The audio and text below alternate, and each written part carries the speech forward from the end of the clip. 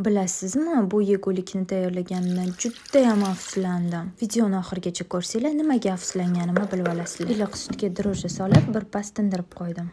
Aparali sutga bitta tuxum oqa, biroz shakar, biroz tuz, un solib, yumshoq xamir qorib olamiz. 2 osh qoshiq o'simlik yog'i solib, yaxshilab muzlab, xona haroratida tindirib qo'yamiz. Xamir tinguncha nachinkasini tayyorlab olamiz.